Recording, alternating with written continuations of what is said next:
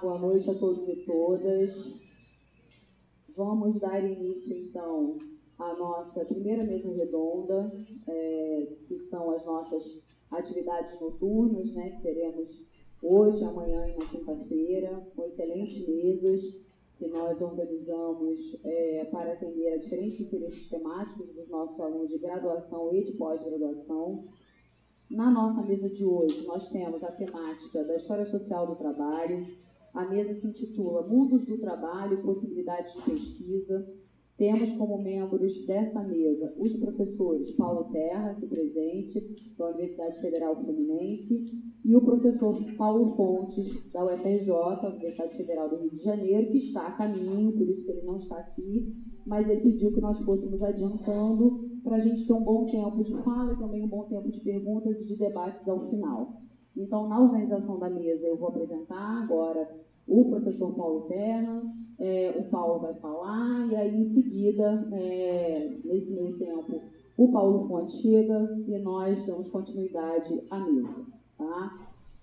O Paulo Terra, ele vai apresentar o trabalho Mundos do Trabalho no Brasil e na África, no processo de abolição, desafios e possibilidades da história global do trabalho.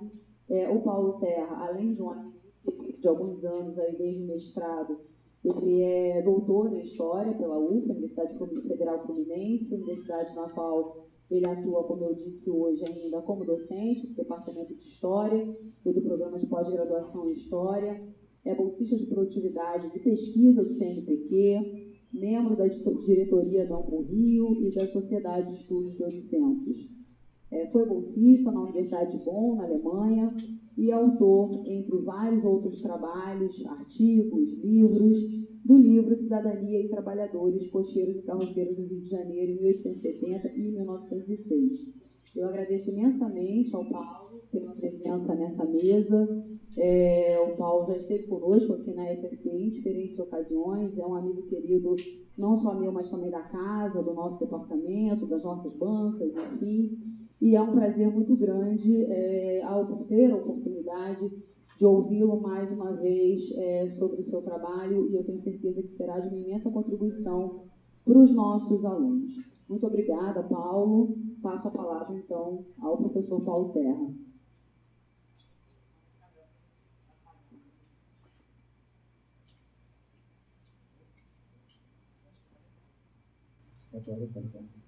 Então, boa noite a todas, todos e todas. É um enorme prazer estar aqui, né? Como a Ana Paula falou, né? Eu já estive aqui, né, algumas vezes e sempre tenho um prazer enorme em retornar, né? Eu queria agradecer imensamente a Ana pelo convite. Acho que melhor do que tudo que você disse é dizer que talvez que a gente seja amigo há muito tempo, então acho que essa talvez seja o meu melhor qualificativo aqui, né? E dizer que é um prazer dividir a mesa também com o Paulo Fontes, que ele vai chegar, né? Em breve, mas vai chegar. Fiquei sabendo que hoje é jogo do Flamengo, da seleção brasileira, né? Então a gente vai tentar não se estender demais, que provavelmente há um interesse das pessoas irem pro jogo, ou ver o jogo, né? Quando eu soube do convite, né, para falar aqui no evento do programa de pós-graduação de História Social, né, eu fiquei pensando que seria interessante trazer uma possibilidade de pensar, né, e de fazer dentro da História Social do Trabalho. É isso que eu vou falar aqui com vocês, tá? Então, novamente, agradeço a oportunidade e quero deixar espaço justamente para que a gente possa dialogar depois, que eu acho que isso é o mais interessante. Os mundos do trabalho do Brasil e de parte considerável do continente africano estiveram entrelaçados ao longo da história. A América Portuguesa e depois o Brasil independente eram dos principais destinos dos escravizados transportados compulsoriamente, né, da África, em um tráfico que se intensificou no século XIX e terminou oficialmente em 1850. Ao longo de mais de 3 séculos, cerca de 4 milhões de trabalhadores foram forçadamente transladados para o território brasileiro, o equivalente a quase 1/3, né, de todo o comércio negreiro trazendo consigo, né, esses trabalhadores uma bagagem de conhecimentos, práticas de trabalho e formas de resistência, né? Alguns trabalhadores conseguiram retornar para a África, o que enriqueceu ainda mais as conexões entre as duas localidades. Após o fim da escravidão no Brasil, em 1888, o fluxo de africanos no Brasil só vai ser retomado, embora em números bem mais modestos, né, a partir da década de 60. Nesse período, foram instaladas as primeiras embaixadas brasileiras em países africanos, o que permitiu a cooperação técnica e cultural com alguns países da África subsaariana e levou a uma primeira leva de africanos no Brasil para fins de qualificação profissional. Já nas décadas de 80 e 90, além de estudantes, a mobilidade no Brasil, entre o Brasil e o continente africano, foi marcada pela presença de refugiados por conta das guerras em seus países de origem. A presença brasileira na África também aumentou, principalmente nos anos 2000, né, em que a gente observa... Só um minutinho. Em que a gente observa que o número de empresas brasileiras se expandiu no continente africano, atraindo também trabalhadores brasileiros para esse continente. É interessante observar, né, que apesar da relevância da presença de trabalhadores africanos no Brasil e da existência, mesmo que diminuta, de trabalhadores brasileiros na África, uma característica comum da historiografia do trabalho produzida no Brasil, como daquela também produzida na África, é justamente não terem aprofundado a análise das interconexões entre os mundos dos trabalhos nas duas partes. A minha apresentação aqui hoje busca justamente pensar, né, quais são os desafios e as possibilidades de analisar o Brasil e a África em uma perspectiva da história global do trabalho. Então, só para deixar claro, assim, né, a minha apresentação na primeira parte, eu vou tentar entender por que tanto a historiografia do trabalho no Brasil quanto a historiografia do trabalho em algumas partes da África não se atentaram para as relações e aí adentrar, né, no paradigma do eurocentrismo e do nacionalismo metodológico, para depois, né, em seguida, eu vou discutir um pouco os desafios da história global, especialmente da história global do trabalho, e por fim eu vou apresentar algumas possibilidades, enfim, são algumas pessoas que estão tentando desenvolver e refletir sobre as conexões entre os mundos do trabalho do Brasil e da África. Então, agora foi. Como forma de entender, né, me veio essa pergunta primeiro, né, por que dessa ausência? Porque tanto a historiografia brasileira do trabalho quanto a historiografia do trabalho na África, ou em parte da África, não explorou as relações entre os dois espaços, né? Então, como uma forma de entender essa ausência de estudos que exploram as relações entre Brasil e África no âmbito da história do trabalho, é preciso analisar primeiramente o impacto do eurocentrismo na produção acadêmica, tanto do Brasil quanto da África. O Samir Amin, né, ele vai definir que o eurocentrismo consiste na ideologia que coloca o desenvolvimento europeu como modelo a ser aplicado no resto do mundo, né? Nesse sentido, os historiadores eles viam, né, a história da classe trabalhadora e dos movimentos operários de uma determinada região como eventos separados, né? E quando prestavam atenção aos outros lugares, eles empregavam, né, os esquemas justamente do Atlântico Norte. No caso do Brasil, os primeiros estudos sobre a história do trabalho, e é interessante que em termos acadêmicos, eles datam da década de 50, né, nos estudos da sociologia, e nos estudos propriamente da área de história a partir da década de 70. Né? Eles vão ser profundamente marcados pelo paradigma do eurocentrismo. E assim, né, a história da classe trabalhadora brasileira foi sempre comparada com o que seria o modelo de formação de classe trabalhadora, que é, claro, o modelo europeu. Né? Fernando Silva e o Sidney Chalub, eles vão indicar, né, que os estudiosos vão apontar que na Europa você tinha densos costumes e tradições, né, que vão impregnar a luta dos trabalhadores. Enquanto isso, no Brasil, a escravidão havia deixado a ausência de cultura política para ser suprida por cabeças e ideologias importadas do centro do mundo. É interessante observar, né, que a historiografia do trabalho no Brasil ela passa por profundas transformações na década de 80, e tendo como uma marca justamente o questionamento sobre o eurocentrismo, né, sobre esse paradigma do eurocentrismo.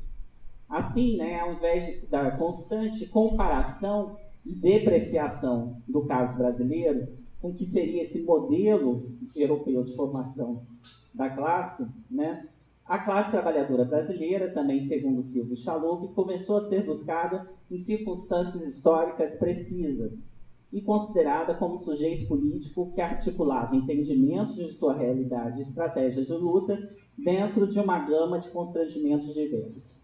O que é interessante é que, ao se opor, né, ao paradigma do eurocentrismo, os estudos vão se tornar muito mais voltados para a fronteira nacional, né, e muitas vezes para uma localidade específica, né. É uma trajetória muito semelhante, né, pode ser observada na historiografia do trabalho produzida na África. O Frederick Cooper ele vai apontar que os estudos da década de 50 e 70 tentaram analisar os desenvolvimentos multifacetados da África subsaariana por um modelo eurocêntrico de trajetória da proletarização. Então, no mesmo esquema que era feito aqui, né, também vai ser feito com estudiosos sobre os mundos do trabalho na África. Ele vai dizer, né, que nas décadas de 80 e 90, também é possível observar que os estudiosos fogem desse paradigma eurocêntrico e vão se voltar para desenvolvimentos pontuais, né? Ele vai dizer, né, que apesar da ampliação de perspectivas, não foram fornecidos insights sobre as conexões históricas entre desenvolvimentos locais e globais, né? Então, na verdade, a gente observa um desenvolvimento da historiografia que também passou a estar muito mais voltada para os aspectos nacionais e para os aspectos locais, né? Então a gente perdeu essa dimensão de pensar as conexões com outros continentes, enfim, outros países. Ele vai dizer, né, que é preciso explorar a intimidade e a complexidade dos relacionamentos em lugares específicos e suas conexões com lugares distantes, né, em longos processos de mudança. É interessante que alguns estudiosos específicos para a África do Sul, e aí eu cito o caso do Philip Bonner, do Jonathan Hislop e Lucian van der Walt, eles vão dizer, né, que os estudos do trabalho eles tenderam a tomar a África do Sul como uma unidade de análise, né, e a examinar a história do trabalho como história do trabalho sul-africano, né? Então, mesmo procedimento que a gente vai ver. Eles vão provocar, né, fazer essa provocação, que é a ideia de, ao invés de tomar o Estado-nação como unidade de análise, naturalizando, ele deve ser relativizado e historicizado, né, ajudando a evitar suposições teleológicas sobre a trajetória histórica dos movimentos trabalhistas e minar o senso de singularidade nacional que produz um senso de excepcionalismo, né? Eu acho que esse é um ponto importante que eu quero conversar depois com vocês, né? Como a gente, muitas vezes preso, né, numa perspectiva nacional ou muitas vezes local, a gente tende a ver, né, e analisar e achar que o nosso objeto é muito singular e muito excepcional, né? E aí está a chave justamente da gente pensar as comparações, as conexões, enfim, mas a gente pode conversar sobre isso depois, né? Então, o nacionalismo metodológico, né, é uma característica observável na produção da história do Brasil, né, do trabalho no Brasil e também na África. Segundo Marcel van der Linden, esse nacionalismo metodológico ele consiste em fundir sociedade e Estado, né, naturalizando justamente a ideia do Estado-nação. Existe recentemente na historiografia, né, em geral, um interesse crescente em suplantar o nacionalismo metodológico, explorando conexões e relações para além das fronteiras nacionais, né? É interessante que as abordagens que propõem essa exposição, né, elas possuem nomes diversos. Então, você tem história transnacional, história conectada, história global. E eu vou falar aqui brevemente sobre a história global. Não esperem uma grande aula sobre isso, mas são alguns pontos. A história global, né, ela se tornou uma tendência historiográfica que vem ganhando cada vez mais espaço no ambiente acadêmico, principalmente na Europa e nos Estados Unidos, né?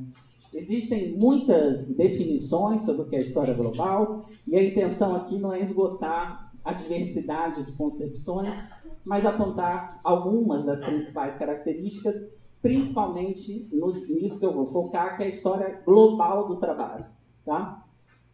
O Sebastian Conrad, ele vai indicar que um dos traços fundamentais da história global é a ênfase nas interações e transferências, tais como a migração, a mobilidade dos produtos, de ideias e instituições.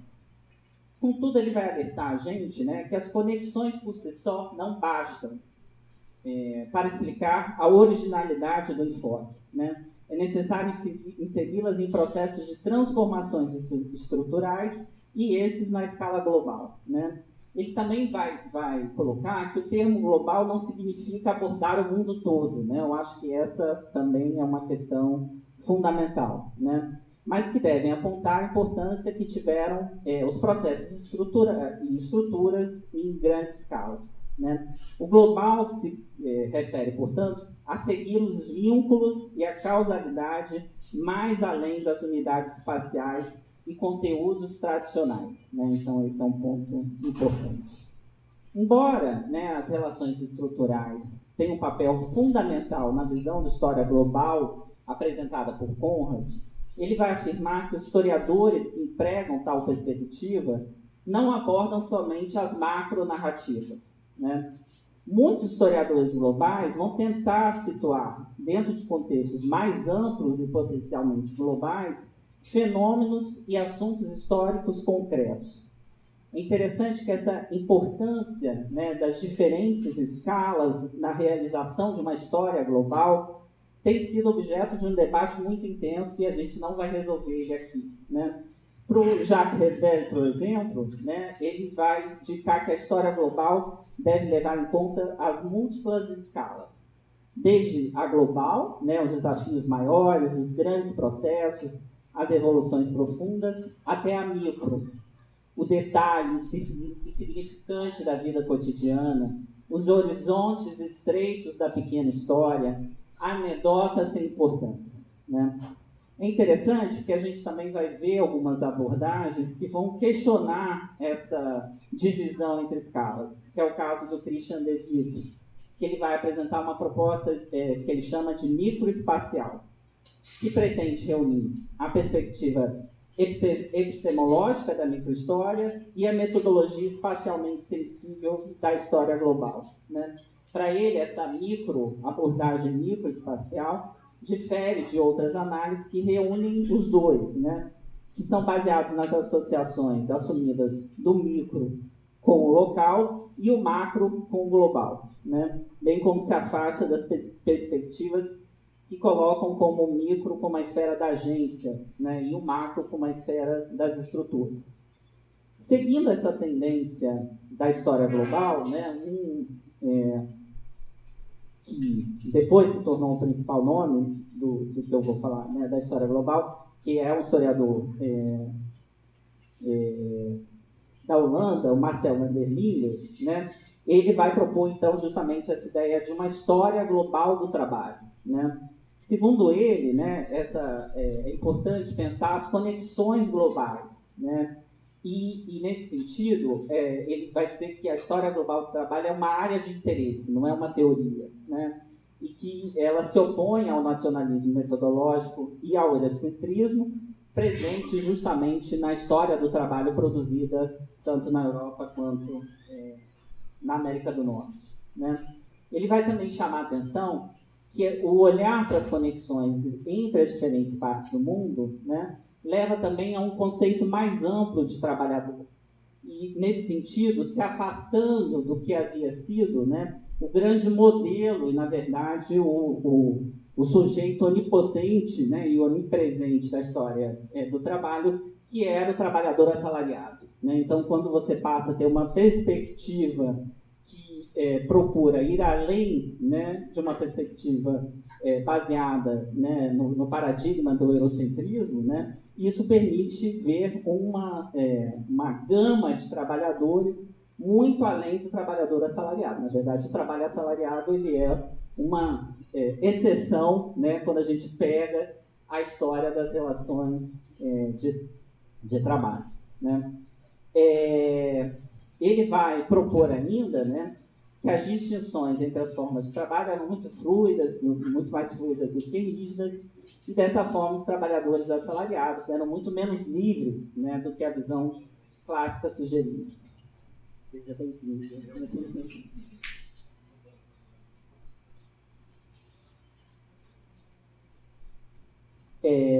Assim como a história global em geral, né, a história global do trabalho ela ganha cada vez mais espaço na Europa e nos Estados Unidos. E tem sido apresentada como uma renovação dentro do campo da história social do trabalho. No entanto, no Brasil, né, ainda existe uma resistência a essa perspectiva.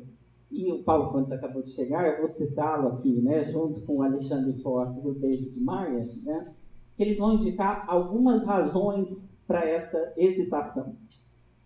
Ele diz o seguinte, citamos: a proclamada novidade da história global do trabalho tem sido contestada e é considerada por muitos como um típico exagero da moda acadêmica internacional. Alguns, de fato, a veem como apenas mais um projeto acadêmico ocidental hegemônico, apontando para as contínuas assimetrias e hierarquias, tanto academicamente quanto em relação às condições de trabalho e de vida dos trabalhadores, o domínio do inglês como língua franca, etc. A agenda da história global do trabalho ainda parece ser definida principalmente pelo Norte, sua academia, instituições e periódicos. Além disso, há preocupações de que os debates atuais na história global do trabalho tendem a negligenciar as relações de poder, o que pode resultar em uma despolitização do campo, uma questão particularmente sensível no Brasil e na América Latina. Né? Então, a gente vê que são muitas as razões para que haja, né, uma hesitação em adotar a história global do trabalho na produção historiográfica brasileira. Né? E um outro ponto também que eles levam, que eles chamam a atenção, que eu acho fundamental, né, é a ideia de que ao adotar a perspectiva da história global do trabalho, você correria o risco de um retorno às macronarrativas, né? E justamente se afastando de algo que era muito caro à produção historiográfica brasileira, né, do trabalho, que era a ênfase na microhistória. Né? Então, esse seria um outro problema. O Henrique Lima, né, que é um outro autor aqui do campo da história do trabalho, ele vai dizer que havia também o risco, né, de manter essa narrativa do global dentro de uma matriz de produção e circulação de conhecimento que confirma, mais uma vez, o papel de liderança e de protagonismo do Norte Atlântico e o papel periférico do Sul Global, né, de consumidores de modelos interpretativos e conceitos históricos produzidos e cunhados a Lewis. Né? Em relação à África, o Franco Barchesi e o Stefano Bellucci, eles vão apontar, né, que, apesar de um pacto das influências internacionais sobre a dinâmica local ser muito importante nesse continente, né, mais importante para eles do que em outros contextos pós-coloniais, os estudos do trabalho ficaram para trás na investigação da perspectiva global. Né? Então, se a gente está falando de uma hesitação na historiografia do Brasil, também há uma hesitação na historiografia do trabalho na África. No entanto, né, para eles, a história global do trabalho poderia incentivar os pesquisadores a analisar as conexões e desconexões entre a África e a globalização como fatores que redefinem as paisagens sociais africanas, né, inclusive as do trabalho e do emprego, de maneiras que estão longe de ser suaves e homogêneas, mas nem por isso refratárias à elaboração teórica. Né? mesmo diante dos vários motivos, né, para se entender a prevenção e resistência à história global, alguns historiadores do trabalho no Brasil estão se propondo a pensar as possibilidades que a história global do trabalho traz. E é sobre isso que eu vou falar agora, né? Antes de falar no Brasil, né, também dizer que isso já ocorre na historiografia africana, né? Então, no caso da África, em 2007, o Philip Bonner, Jonathan Hislop e Lucian van der Waals, eles vão reunir alguns textos que têm em comum justamente situar a história do trabalho da África do Sul na África Austral e a África Austral em um contexto global, né, com uma perspectiva transnacional. Eles vão argumentar, né, que a investigação de conexões e comparações mostra que as classes trabalhadoras e os movimentos delas não são forjadas em contextos nacionais autônomos. No entanto, né, é interessante que eles vão apontar que as conexões entre, no caso, a África do Sul e a América Latina são muito raras, né? Eles só citam, na verdade, um exemplo. No caso do Brasil, né, também é possível identificar algumas aproximações com a história global do trabalho. E eu vou focar aqui, né, nos casos que se dedicam a pensar as relações entre Brasil e África, tá? Não nos outros casos. A primeira iniciativa a trazer o título de História Global do Trabalho no Brasil é um artigo de Henrique Lima, datado de 2015. Nele, ele vai discutir as relações entre a história global do trabalho e a microhistória, ao analisar o inventário judicial dos bens deixados por um africano livre de nome Augusto Mina, né, que era um marinheiro e trabalhador portuário que vai morrer na cidade de Desterro, na ilha de Santa Catarina, em 1861. Lima vai mostrar, né, como a trajetória de Augusto traz evidências de um mundo de conexões intercontinentais pautadas pelo tráfico de escravizados da África para as Américas, quanto também pela difusão de ideias abolicionistas ao longo do século XIX. Apesar das conexões com o contexto africano serem apresentadas de forma ligeira no quadro mais geral do contexto do tráfico transatlântico, o autor vai trazer algumas possibilidades para se pensar a história do trabalho no Brasil, né, nas conexões entre as perspectivas micro e a história global, né? Seguindo alguns caminhos apontados por Lima, a Cristiane Batista Santos ela vai analisar experiências de africanas forras na Bahia na segunda metade do século XIX, dentro do que ela chamou do quadro maior da história global do trabalho. Ao pensar as relações entre África e o Brasil, no caso concreto das africanas forras na Bahia, a história global do trabalho aparece em primeiro lugar como uma possibilidade baseada em Linden, né, de entender as mulheres por ela analisadas dentro de um conceito mais amplo de trabalhador que vai além do trabalhador assalariado. A história global também surge, né, do trabalho, e talvez essa seja a principal acepção, como sinônimo do grande quadro, do macro, né? Uma outra possibilidade de entender a história global, embora a autora não utilize o qualificativo de trabalho e as conexões entre os mundos do trabalho no Brasil e na África, foi apresentado por Kislane Alfagai.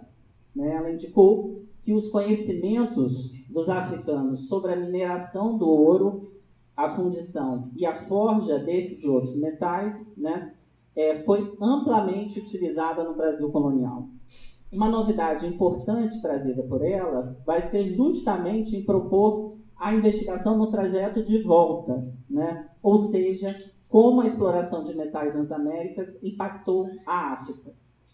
Além disso, né, ela aponta a possibilidade de comparação entre o Brasil e a África, né? Apesar das diferenças nos dois contextos, ela vai dizer que as formas de resistência às tentativas de dominação, bem como os esforços para negociar melhores condições de trabalho e de vida, existiam, né, e se expressavam de maneiras diferentes, mas são possíveis também de serem comparadas. No caso da minha própria pesquisa, né, que eu vou apresentar aqui muito brevemente, eu também tenho tentado explorar as possibilidades da história global do trabalho para analisar as conexões entre os dois lados do Atlântico, né? Então, eu me propus primeiro a pensar, né, uma reflexão sobre a história da perseguição à vadiagem no contexto da abolição, né? Primeiramente no contexto brasileiro. Foi interessante, né, que, enfim, já existem textos escritos sobre isso, né, mas quase todos eles estavam limitados ao contexto nacional, né? E ao ler uma bibliografia, na verdade, foi um texto específico, por isso que às vezes a gente lê alguma coisa que muda a pesquisa toda, né? Ao ler um texto sobre Cuba, um texto do Christian de Vito sobre Cuba, em que ele fala das formas de coerção no período da abolição, e quando eu li, eu falei, caramba, mas isso é praticamente igual ao que está acontecendo no Brasil no mesmo período, né? E aí surgiu a ideia, né, de pensar as conexões, nesse caso não com Cuba, mas o que estava acontecendo na África no mesmo período, né, que poderia trazer essa possibilidade de pensar, né, as formas, as relações entre, né, as formas de coerção ao trabalho, a mudança nas relações de trabalho, né, o abolicionismo, enfim. Como que esses elementos poderiam ser pensados no caso do Brasil e do contexto africano, né? Então, eu analisei, né, leis, debates parlamentares, jornais e obras escritas na época da abolição, e foi importante observar que circulavam ideias muito semelhantes, né, sobre o controle dos egressos do cativeiro, em diálogo sempre com outras experiências, tanto no Brasil como no Império Português, né, o diálogo com as experiências do Império Britânico e do Império Francês, né? Então, tanto no Brasil quanto no Império Português, né, vai se reforçar a imagem de uma tendência natural dos negros à ociosidade e que isso justificaria uma transição gradual à liberdade, né? A associação entre ociosidade e os negros, né, vão se relacionar nos discursos do contexto da abolição a adoção do trabalho coercitivo como um caminho a ser adotado, né? A justificativa era de que os negros eram naturalmente indolentes. E aí, né, é interessante como esse argumento ele ganha força porque ele se refere constantemente às experiências internacionais, né? Tanto no Brasil quanto no Império Português, inclusive citando um ao outro, né? Então isso reforça o argumento. Então, deixa eu ver aqui, né? Tanto no Brasil como no Império Português, baseados nos exemplos internacionais, foi criada a ideia de que a compulsoriedade do trabalho dos libertos seria atingido, por um lado, por uma maior regulação dos contratos de trabalho e, por outro, pelo recrudescimento da repressão à vadiagem, né? E a comparação entre os caminhos adotados em cada um dos contextos, né, é uma trilha ainda a ser explorada. O caso específico da minha pesquisa permite pensar que a história global do trabalho pode estar focada não somente na circulação de pessoas, mas também de ideias que impactam propriamente as relações e os cotidianos do trabalho. O Andreas Eckert, né, ele vai apontar justamente a importância de desenvolver perspectivas globais de como as ideologias racistas, os estereótipos e as alegações de superioridade moldaram a história do trabalho, né? Porque esse não era o objetivo inicial, mas se tornou, né, a fazer uma história sobre as ideias em torno da abolição, das relações de trabalho e da vadiagem. Eu acabei fazendo uma história da construção do racismo, né, ou do desenvolvimento do racismo no discurso abolicionista, né? É possível verificar, portanto, né, que apesar da resistência por parte da historiografia brasileira e da africana em relação à história global do trabalho, algumas iniciativas têm sido feitas, né, nos últimos anos.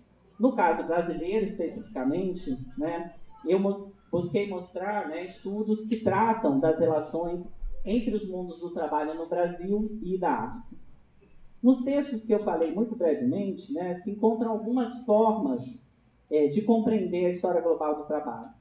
Por um lado, o global é visto como um grande quadro, a estrutura, né, em oposição ao micro, o local onde estaria a agência propriamente dos trabalhadores.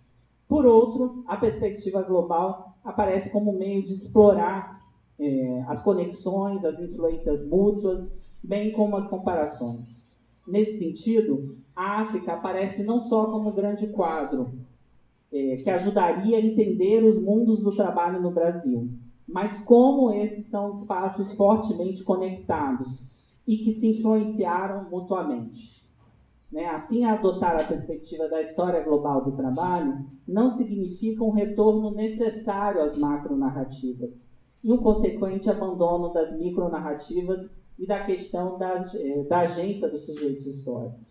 Outro ponto importante é que as relações entre Brasil e África não se davam somente através da circulação de pessoas, mas também de ideias que ajudaram a moldar as relações de trabalho, a legislação, as formas de coerção, mas também as formas de mobilização e resistência. E sobre isso a gente não tem praticamente estudo nenhum. Os exemplos aqui mencionados apontam que a historiografia do trabalho brasileira e também a africana podem ganhar muito indo além das fronteiras nacionais. Eu acho que esse é um ponto importantíssimo para a gente conversar.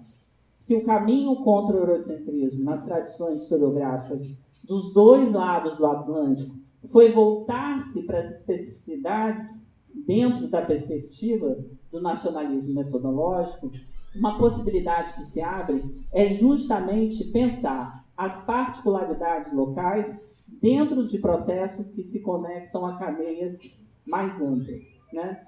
Bem como as conexões entre o sul global, sem necessariamente ignorar o Atlântico Norte. Assim, as relações entre Brasil e África surgem como espaços privilegiados pela ampla história de circulação de pessoas, mas também de ideias. Nesse sentido, as conexões entre os mundos do trabalho na África e no Brasil formam um amplo campo a ser explorado pelos historiadores nos dois espaços. Muito obrigado.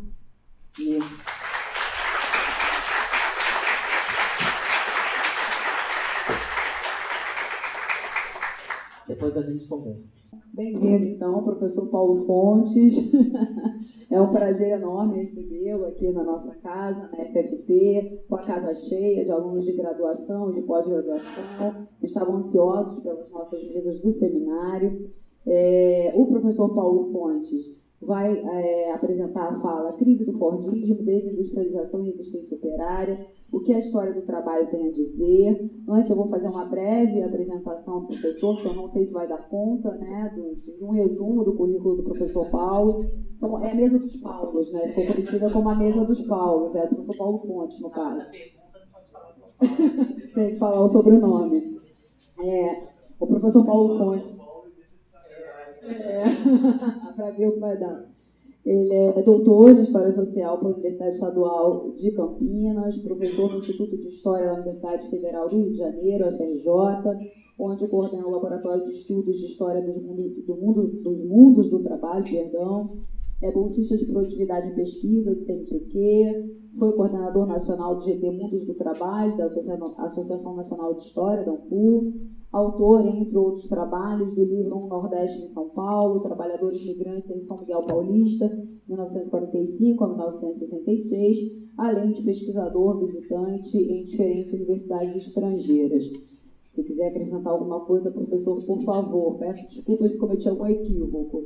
Agradeço imensamente a sua presença aqui, é um prazer recebê-lo mais uma vez na nossa mesa. Eu tenho certeza que será uma fala de grande contribuição também para as nossas reflexões. Muito obrigada. Durante a minha infância e pré-adolescência, nos anos 70 e início dos 80, não parece, mas é isso aí, os principais passeios familiares dominicais eram as visitas a parentes e amigos nas periferias e na região metropolitana de São Paulo. Guarulhos e São Miguel Paulista eram os destinos mais comuns, mas também íamos com alguma frequência à região do ABC Paulista, onde meu pai tinha alguns amigos e parentes distantes. Alguns eram metalúrgicos, mas todos eram migrantes nordestinos como ele. Íamos todos na Brasília Verde, que junto com a família arrumada, meu pai gostava de mostrar para os amigos. Eu lembro bem de quando íamos para São Bernardo do Campo, não sei quantos de vocês aqui conhecem São Paulo, mas pega ali a Avenida Anchieta, né? Logo no início da rodovia Anchieta, me chamava a atenção uma grande construção meio exótica, emulando pirâmides e com muros pintados com figuras egípcias, com destaque para uma suposta Cleópatra. Era um hotel Faraós. Mais adiante na estrada, ficavam visíveis enormes galpões industriais. Meu pai, com o orgulho nacional desenvolvimentista típico dos trabalhadores de sua geração, sempre apontava para uma delas e dizia: aquela é a Ford. Um pouco depois, ao percorrer uma muralha quase interminável, ele completava: essa é a Volkswagen, onde fazem essa Brasília. É a maior fábrica do Brasil.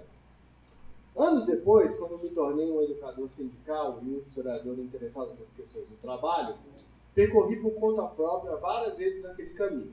Cheguei a visitar as fábricas da Ford e da Volkswagen.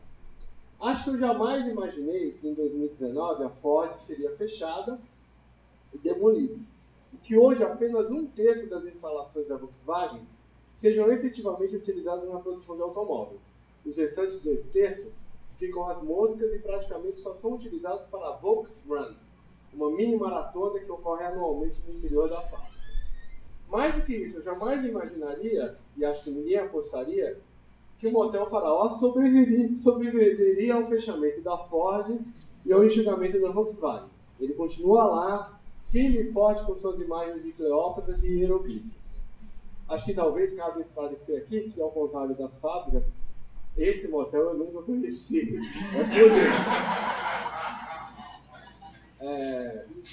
Apesar de parecer ter um certo tom saudosista, essa pequena história pessoal tem o principal intuito de ilustrar e estimular algumas reflexões iniciais de como o fenômeno que tem sido chamado, não sem controvérsias, de desindustrialização, tem afetado os mundos do trabalho, o presente e o futuro da nossa própria disciplina, a História Social do Trabalho. A indústria forjou o mundo como conhecemos nos últimos 2 séculos. Como sabemos, a onda de industrialização iniciada no século XVIII e desenvolvida na Europa e no resto do mundo nos séculos XIX e XX está fundamentalmente associada a um amplo processo de configuração do capitalismo, de reestruturação das formas de produção e de reorganização das sociedades da ordem mundial, sendo entrelaçada e articulada com diversos processos definidores da chamada modernidade, como o colonialismo, as guerras, a democracia e a luta de classes, entre vários outros. Mola mestra do desenvolvimento capitalista durante os séculos XIX e XX, as fábricas geraram temor e admiração. Foram símbolos das potencialidades humanas, mas também da exploração e do sofrimento. Moinhos satânicos para uns, a redenção da humanidade para outros. Em nenhum país do mundo, ao longo desse período, a maioria das pessoas trabalhou em grandes fábricas. Mas foi a existência desse mundo industrial que, em enorme medida, estruturou a vida urbana, mas também a rural, a infraestrutura, o setor de energia, os transportes, os serviços, inclusive os domésticos, e mesmo a burocracia estatal e a agricultura, e, portanto, o emprego de trabalhadores e trabalhadoras ao redor do globo. Como sabemos hoje, com os debates sobre o antropoceno, essa área industrial impactou de forma decisiva o meio ambiente e o clima do planeta, tendo gerado, inclusive, uma nova era geológica. A indústria também colaborou fundamentalmente para construir um imaginário sobre a contemporaneidade. Em grande medida, as ciências sociais e a história desenvolveram-se nos séculos XIX e XX para compreender o universo das fábricas e da sociedade construída em seu entorno. Durante décadas, industrialização foi sinônimo de progresso, desenvolvimento e modernidade. Era assim um objetivo perseguido por diferentes regimes políticos ao redor do globo, incluindo, e frequentemente, sobretudo, lideranças nacional-desenvolvimentistas, socialistas e pós-coloniais. Para os historiadores, analisar a trajetória desse mundo fabril, suas contradições e conflitos, seus impactos na sociedade e na natureza, bem como suas relações com estados, instituições e grupos sociais, tem sido um dos temas dominantes de diversas áreas da nossa disciplina, inclusive, particularmente, na área que nós atuamos, a história social do trabalho. Nas últimas 4 décadas, no entanto, o mundo industrial tradicional, moldado ao longo do século XX pelo chamado modelo fordista, entrou em profunda crise. Fechamento massivo de fábricas, diminuição progressiva do peso do setor secundário na economia e desestruturação e enfraquecimento de instituições e redes de sociabilidade articuladas em torno das diversas comunidades industriais, como os sindicatos, as cooperativas operárias e as organizações de bairro, entre outras. Esses são alguns fenômenos que têm sido denominados de desindustrialização. O conceito tem sido objeto de controvérsias e debates acadêmicos e políticos.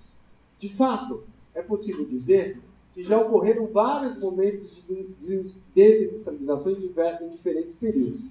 Desde que existe indústria, existe fechamento de indústria. Então, poderia dizer que não é uma coisa nova. A dificuldade com o conceito também está relacionada com a diversidade dos processos de reestruturação fabril, as mudanças nas expectativas de lucro entre os setores industriais, as variadas formas de mobilidade do capital ou as transformações dos processos de trabalho e das estratégias gerenciais no interior de ramos industriais específicos. Cada um desses processos pode resultar em diferentes formas de realocação espacial e recomposição da força de trabalho. Além disso, contemporaneamente, e um aparente paradoxo, com o deslocamento das cadeias produtivas para o continente asiático, nunca, em números absolutos, tantas pessoas trabalharam em indústrias como nos últimos anos. Numa escala global, e frequentemente, mesmo no nível nacional, processos de desindustrialização e reindustrialização caminham conectados. De certa forma, o fim da era industrial e a desindustrialização soam como conceitos excessivamente norte-atlântico-cêntricos. Inventando essa palavra aí para dar conta. E embora pareçam cair como uma luva para o caso brasileiro, precisam ser relativizados e provavelmente colocados entre aspas. Cerca de 30% da força de trabalho mundial ainda está empregada em fábricas. São 8% nos Estados Unidos, cerca de 16% no Brasil, já foram 35% no final dos anos 70, mas são 43% na China. O mundo industrial continua a existir, mas mudou de endereço e de forma. A fábrica, portanto, ainda define muito do nosso mundo. No entanto, quando falamos em desindustrialização, muitos de nós não estamos pensando apenas no fechamento de fábricas e na diminuição do emprego industrial. Muito menos num conceito sociológico ou econômico que, a partir de uma descrição, abre aspas, pode ser invocado como uma explicação, fecha aspas. Mas, principalmente, na perda do poder cultural e político do mundo fabril e dos trabalhadores das suas organizações. É disso que a gente está, muitas vezes, falando quando usa esse termo. Também estamos falando em como esses processos têm impactado as relações de gênero e, em vários casos, reacendido velhas e criado novas divisões étnicas e raciais. Além disso, também estamos pensando em como a memória e trajetórias específicas de industrialização e desindustrialização têm influenciado sociedades e localidades marcadas pelo passado industrial. Em que pese a sua importância, a desindustrialização ainda é pouco estudada pelos historiadores, apesar de algumas iniciativas em nível internacional. No Brasil, uma visão economicista domina a pesquisa sobre o tema, negligenciando fortemente a análise dos processos históricos e a ação dos sujeitos sociais. E acho que vocês vão concordar comigo que esse tema é importante demais para ser deixado apenas na mão dos economistas. Em nível internacional, vem se forjando uma área específica de análise dos processos de desindustrialização. É um campo ainda muito centrado na academia do norte global, mas que tem crescido em países como Índia e África do Sul, embora ainda seja incipiente na América Latina. A seguir, eu procuro apresentar um pouco desse debate contemporâneo nesse campo de estudo sobre desindustrialização, para, na sequência, procurar estabelecer alguns pontos de diálogo entre essa crescente produção internacional e a história social do trabalho. O termo desindustrialização começou a ganhar popularidade no final dos anos 70, quando passou a ser utilizado por pesquisadores, sindicalistas e ativistas contra o fechamento de plantas industriais em países da Europa Ocidental e da América do Norte. Nos Estados Unidos, ele ganhou um reconhecimento acadêmico com o livro The Deindustrialization of America, dos economistas Barry Bluestone e Bennett Harris. Ligados aos movimentos sociais, esses economistas enfatizaram a desindustrialização como um conflito entre capital e comunidades. Em outros países, o termo desindustrialização era frequentemente usado pela esquerda como uma crítica ao imperialismo, geralmente estadunidense. De qualquer forma, ou seja, os americanos roubando empregos em outros lugares, né? Depois isso vai virar contra os próprios americanos. Né? De qualquer forma, essa primeira onda de estudos sobre o tema focava fortemente tanto nos processos econômicos que levaram ao fechamento das indústrias em determinadas regiões, o que poderia ser chamado de uma economia política da desindustrialização, quanto nos movimentos sociais de resistência a esses fechamentos, em geral baseados em comunidades específicas que resistiam porque estavam perdendo emprego, etc, etc, etc. A publicação em 2003 da coletânea Beyond the Ruins, The Meaning of Desindustrialization, organizada pelo historiador do trabalho Jefferson Cohen e pelo urbanista Joseph Hitchcock, significou uma guinada histórica e sociológica nos estudos da desindustrialização. Os autores do livro lembravam que a mobilidade do capital e o fechamento de plantas industriais não era exatamente uma novidade no capitalismo. A desindustrialização de uma cidade pode ser a industrialização de outra, mas reconhecia uma mudança de patamar nesse processo. Nesse sentido, a desindustrialização deveria ser vista como parte fundamental das transformações históricas do capitalismo, sendo os tripés fundamentais dos processos de financiarização e do que se convencionou chamar de neoliberalismo. Portanto, deveria ser estudada como um processo social e histórico para além dos dados quantitativos da transformação do emprego, mas como uma mudança do próprio tecido social. Novamente aqui, o conceito deveria ser tratado com a cautela que os historiadores sociais nas últimas décadas passaram a tratar as generalizações e abstrações. O mesmo cuidado com o qual lidamos com termos como industrialização, urbanização e revolução industrial deve ser aplicado à desindustrialização, para além dos limites descritivos do conceito, como eu já observei. Dessa forma, nessa perspectiva indicada por esses autores, torna-se fundamental perceber como os trabalhadores e trabalhadoras e as comunidades onde eles vivem experienciaram esses processos.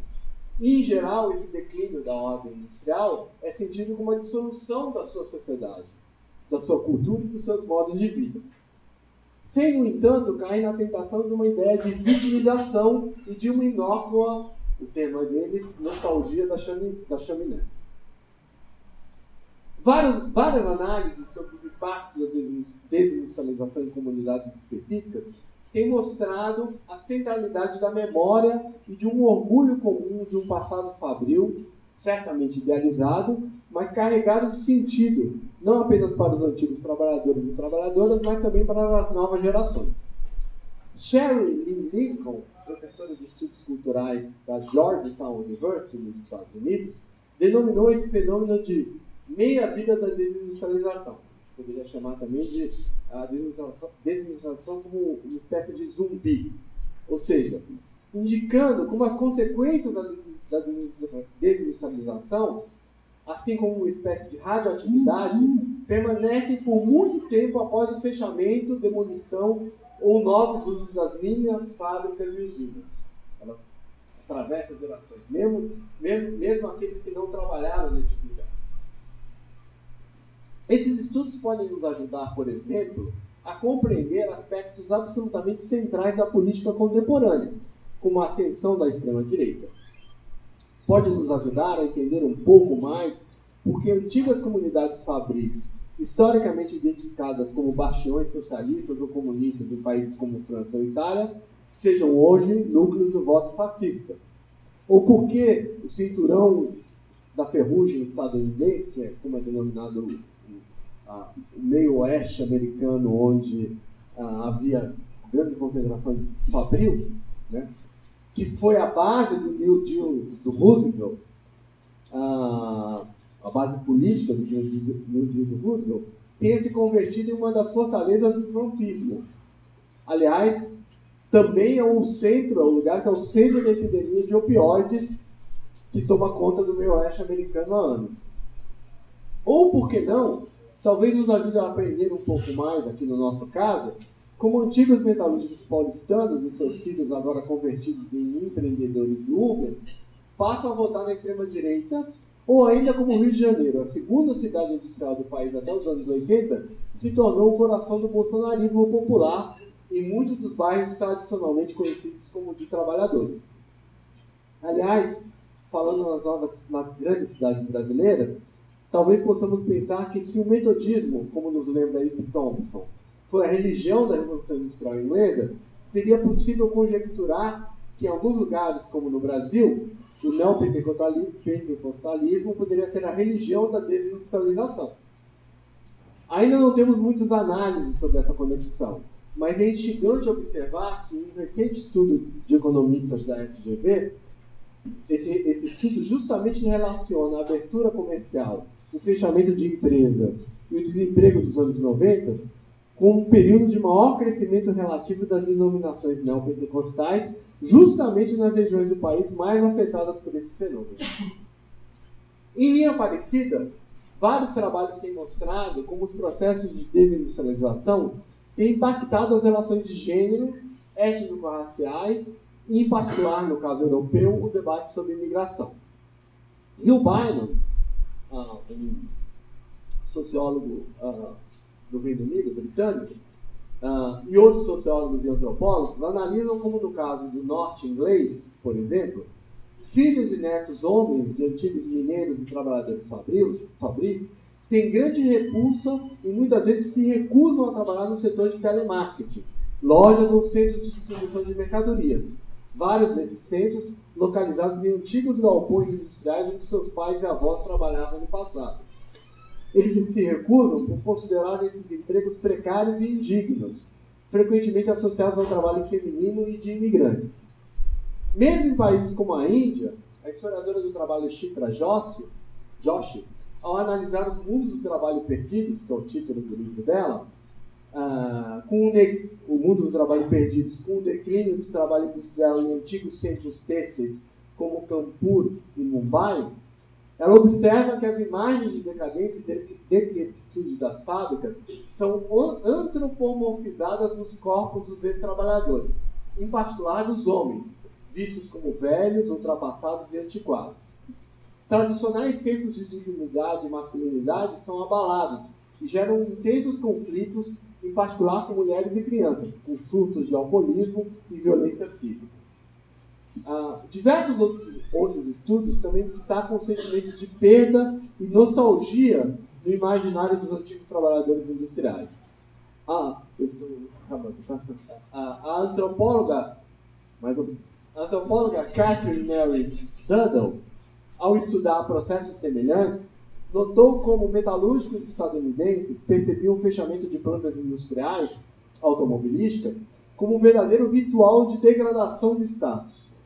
As lembranças dos locais de trabalho e um certo orgulho pela performance nas linhas de produção eram recorrentes na memória de vários deles.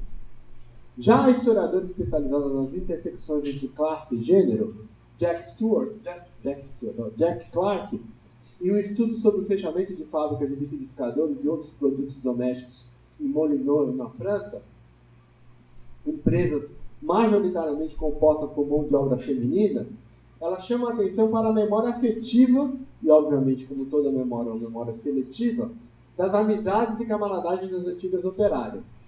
Clark também discute como as representações dominantes na mídia e na sociedade em geral,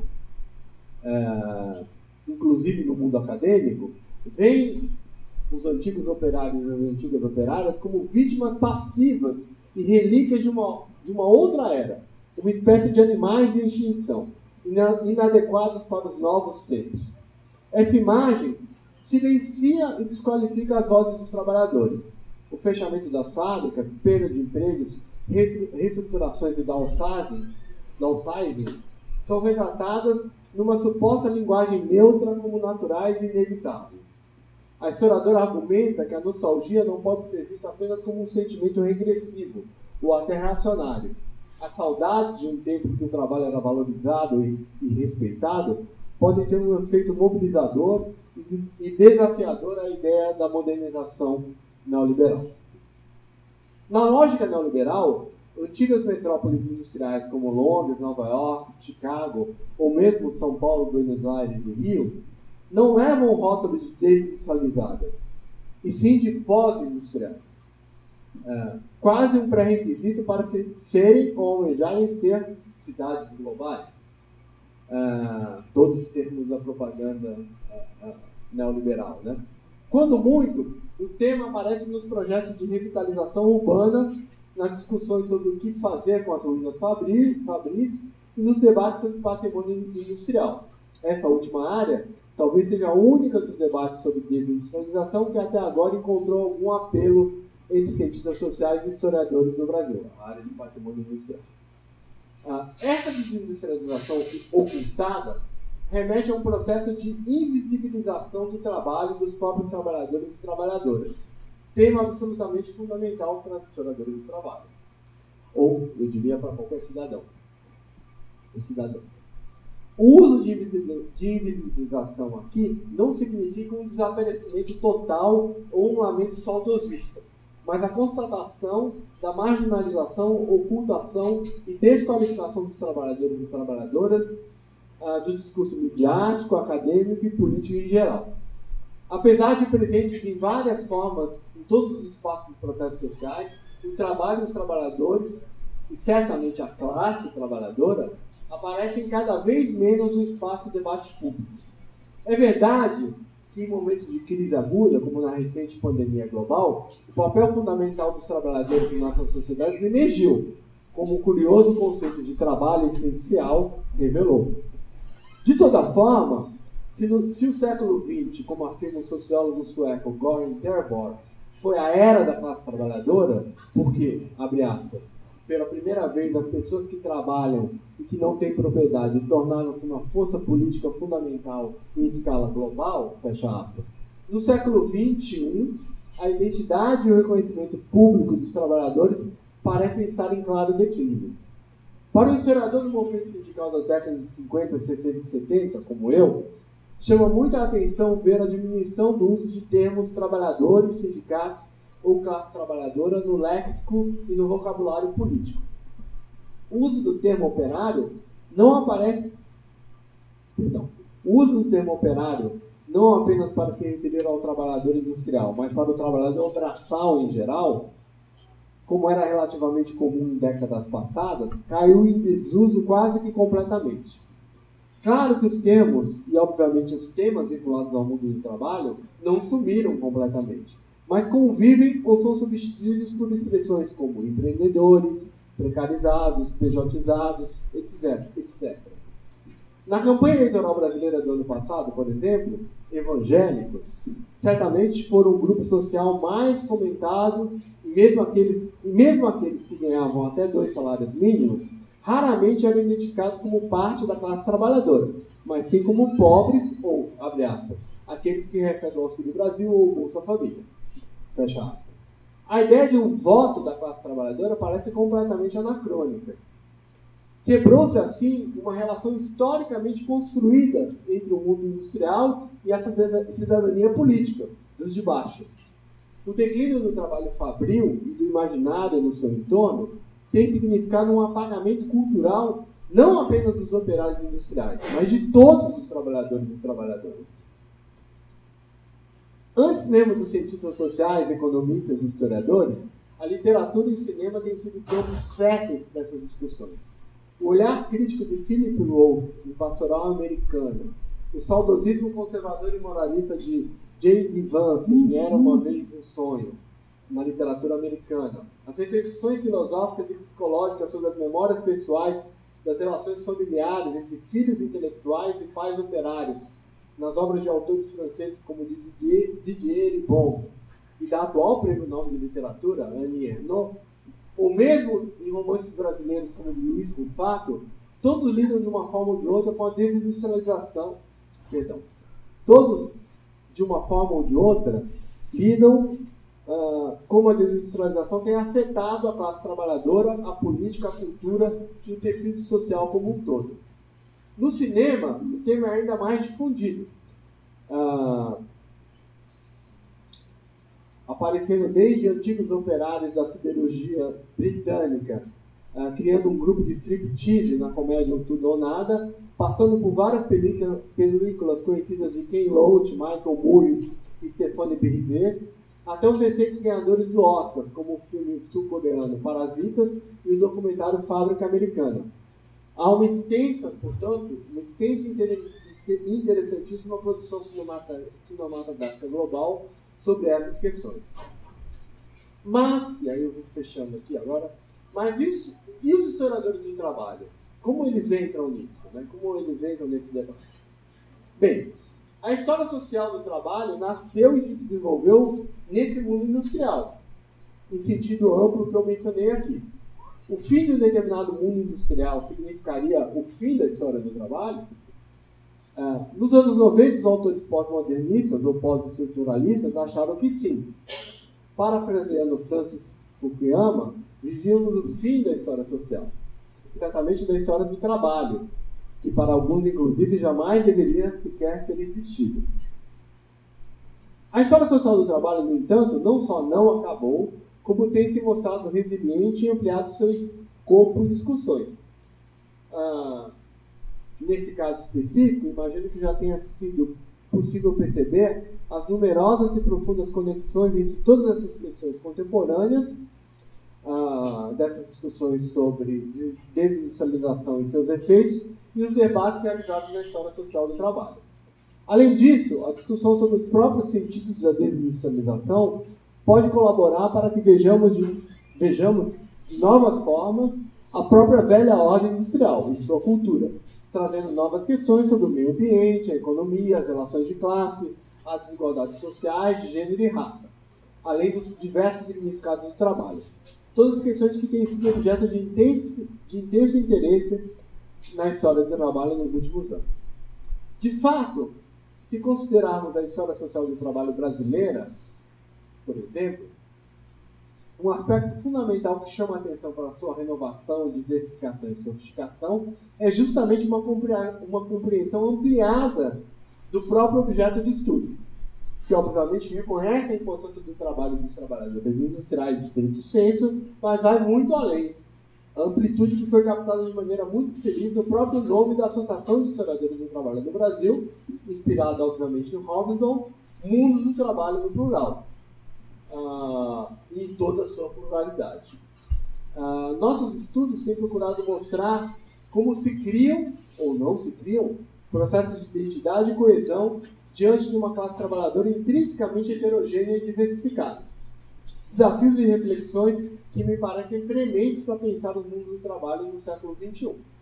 No entanto, como estudam os historiadores sociais do trabalho, transformações que mudam radicalmente as formas de trabalho, os processos produtivos e a própria composição morfológica da força de trabalho não são exatamente uma novidade. De fato, são intrínsecas à própria lógica da sociedade capitalista. E praticamente todos os autores tidos como os clássicos de nossa área tiveram que lidar centralmente com essas questões em suas obras. Os debates e questões levantados por vários desses historiadores talvez possam ser úteis para pensarmos alguns dos desafios e dilemas contemporâneos e refletir sobre o futuro do trabalho. Assim como os fenômenos relacionados à chamada desindustrialização, essas transformações em diversos momentos do passado foram frequentemente exaltadas de forma ufanista como formas inevitáveis do progresso e do desenvolvimento humano. No entanto, aqueles que trabalhavam muitas vezes percebiam essas mudanças como a destruição dos seus modos de vida E assim como muitas comunidades de trabalhadores em todo o mundo, atualmente, compreendem, assim como muitas comunidades de trabalhadores do mundo, em todo o mundo atualmente, compreendem as transformações das últimas décadas com desorientação e sentimentos de injustiça, perdas, insegurança e de desestruturação das suas formas de sociabilidade e organização política, social e cultural. Assim, as poderosas análises de Thompson sobre o próprio momento do nascimento da moderna era fabril, a chamada Revolução Industrial, podem ser extremamente úteis e interessantes para pensarmos a chamada desindustrialização contemporânea. Thompson mostrou como os contemporâneos da Revolução Industrial vivenciaram aquele período como uma profunda era disruptiva, mas também como as tradições, os valores, os costumes e as culturas e práticas pré-industriais foram fundamentais para que os de baixo pudessem tanto resistir quanto dar sentido para aquele momento. Como bem sabemos, Thompson argumenta que esses processos estão no coração do próprio fazer-se da classe operária. Classe é um fenômeno histórico. O fazer-se da classe é tanto um processo cultural, político quanto econômico. Uma das principais consequências de analisar a classe dessa forma, e não como uma coisa, uma categoria ou uma estrutura, é que ela nunca está pronta, nunca está completamente formada. Thompson prestou atenção e nos ensinou muito sobre the making. Mas uma decorrência importante do seu método é também pensar processos de unmaking, de desfazer-se, e de remaking, de refazer-se da classe trabalhadora. É possível pensar que estamos passando por esses processos nas últimas décadas. Os historiadores são péssimos profetas. Hobsbawm nos lembra com sagacidade e ironia. Não sabemos com certeza como será o futuro do trabalho e de que forma a classe será ou não será articulada e refeita pelas gerações vindouras de trabalhadores e trabalhadoras. Mas sabemos que qualquer que sejam as formas que esses processos ocorram, as experiências, tradições, os valores e as lutas da era industrial fordista formatarão muito desse futuro. Eu creio e espero que nós, historiadores do trabalho contemporâneos, estaremos a resgatar o ferramenteiro, o torneiro mecânico, as operárias metalúrgicas, o petroleiro, o operário químico, as trabalhadoras têxteis, as famílias ferroviárias, o eletricista da Light, as comunidades mineiras, os caixeiros, os atendentes de comércio, as telefonistas, os estivadores, todos, resgatá-los todos, abre aspas, dos imensos ares superiores de condescendência da posteridade, para citar o Thompson mais uma vez. Termino citando Paulo Galo, uma excelente liderança dos trabalhadores entregadores, e sua aguda percepção de como os combates do presente e as esperanças do futuro estão conectados com a longa tradição de luta dos trabalhadores. Diz Galo, abre aspas, se a uberização é um desdobramento da Revolução Industrial, os entregadores são um desdobramento da história dos operários. Somos os operários do nosso tempo. Fazemos como entendemos o nosso tempo, o nosso espaço. Então, para nós, a luta se conecta com a conquista da liberdade. E, a partir daí, com uma outra sequência de conquistas. Muito obrigado.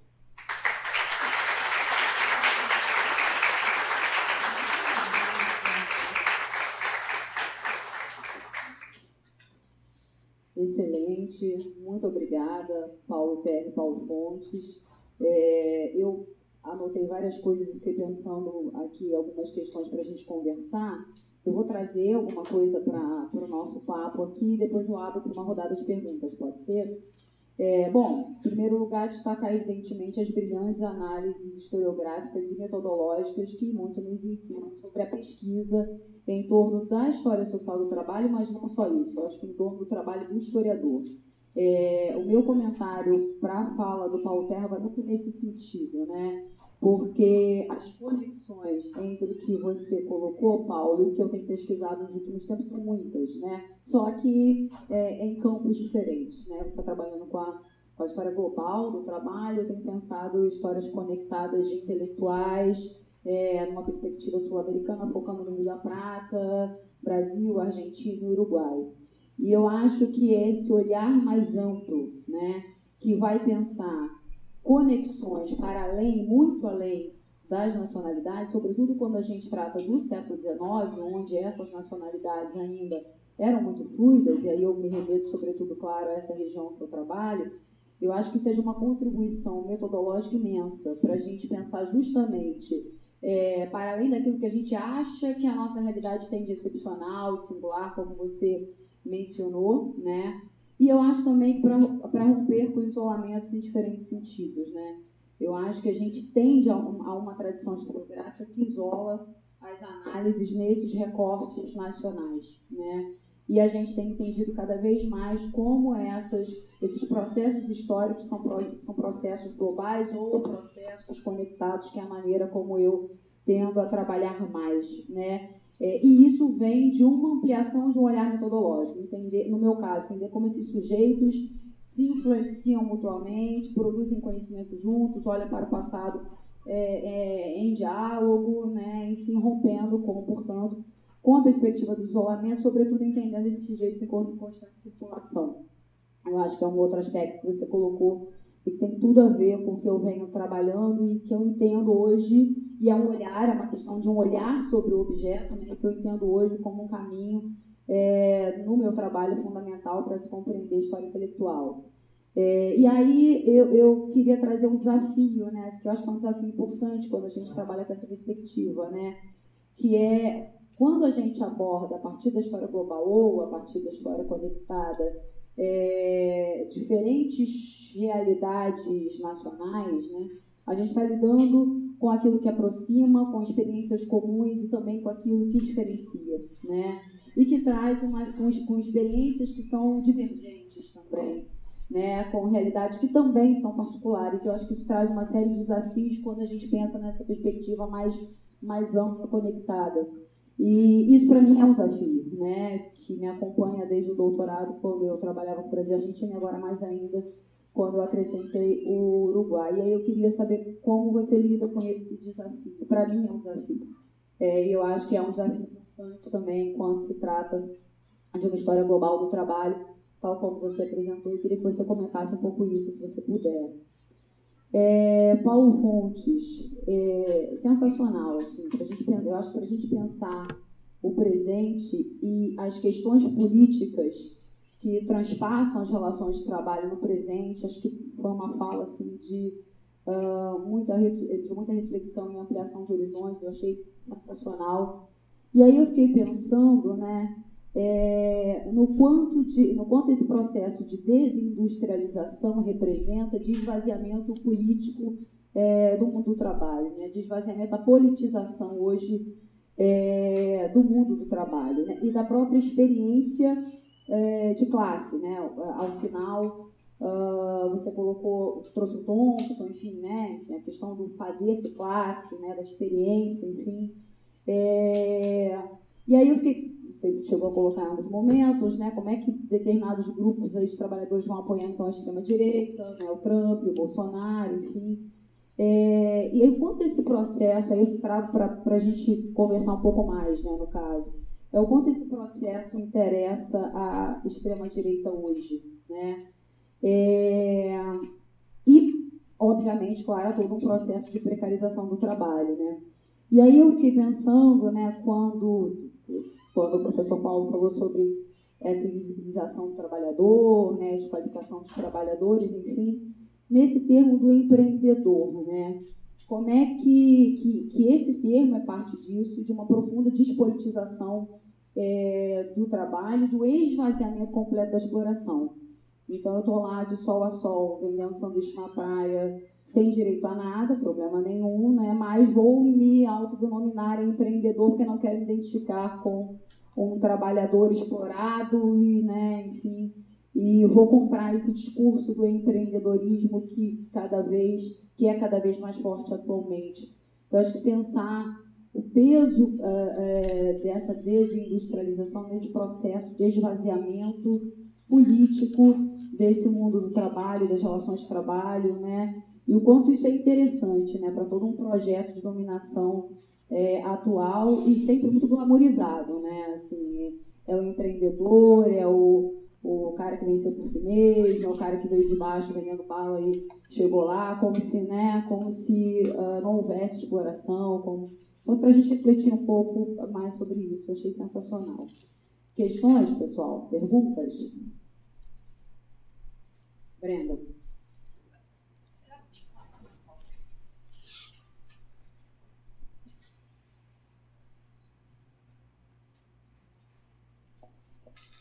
Bueno, muitíssimo obrigada, professor Pontes, professor Terra. Eu gostaria de fazer eco um pouco a uma referência que o senhor Pontes fez, que me pareceu muito instigante, que foi tocar o elemento religioso em um processo de desindustrialização. E eu gostaria de colocar que o senhor fala de nostalgia, certo? Nostalgia como um sentimento. Então, você vai mobilizar sentimentos públicos para criar narrativas. E então, eu trabalho com questões de ultradireita e religião e fez muito sentido o que o senhor falou. Por quê? Porque a gente está vivenciando neste momento narrativas de perda. O que seria narrativa de perda? Certos contingentes cristãos conservadores e ultraconservadores que criam uma narrativa de perder uma moralidade. E essa moralidade passa por uma moralidade sexual, por uma moralidade de dominação cristã. E quando o Senhor fala a perda, quando o Senhor fala nostalgia, na verdade a gente vê a transformação de um sentimento em uma narrativa. E essa perda tem, aí me parece muito importante sinalizar, que essa perda tem um limite. E o limite está que não vai abarcar quando entra na perda de direitos. Ela para na perda do domínio. Ou seja, você perde a retórica de uma moralidade que foi dominante em uma nação primeiro católica e depois cristã. Mas ela para exatamente no momento quando você poderia dizer, mas essa retórica e essa nostalgia perde direito de conquistas democráticas. Aí para. Então, aí é onde eu observo a conexão com a ultradireita, que é uma narrativa extremamente de perda, mas sem referência a direitos. Era só apenas uma conexão. E como professor Terra, eu fiquei muito instigada com a história global, sobretudo pela metodologia, e a minha questão é metodológica. A gente costuma fazer metodologicamente comparações e sempre vai no viés semelhanças e diferenças, não? Então, quando a Ana coloca os processos em conexões, eu fiquei me perguntando, porque eu faço muita pesquisa entre países, como você trabalhou a sua unidade empírica? Como foi esse recorte? O temporal está claro, século XIX, mas como você constrói a sua unidade empírica? Porque você sai da unidade Estado-nação e entra em processos. Achei muito interessante quando o senhor coloca pelo menos o que eu anotei, 3 processos: os marcos regulatórios, que seriam processos estruturais, as legislações também, não? E como você constrói a sua unidade empírica e em essa unidade empírica como você persegue os atores ou os agentes, não? Para que isso seja um processo social comparativo também. Estou mais intrigada por isso, por esse trabalho. Obrigada.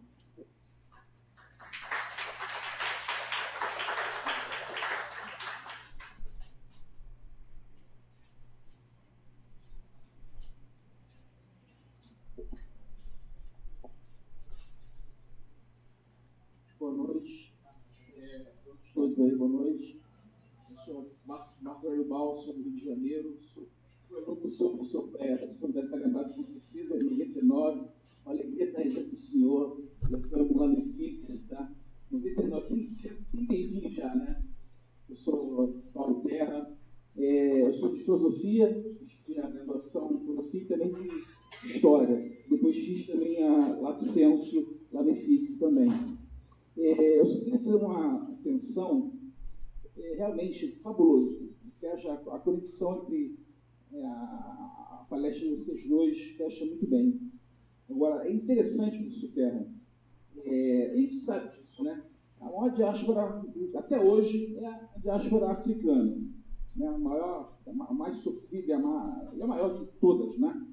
E a gente sabe as consequências que aconteceu, né? No mundo do trabalho.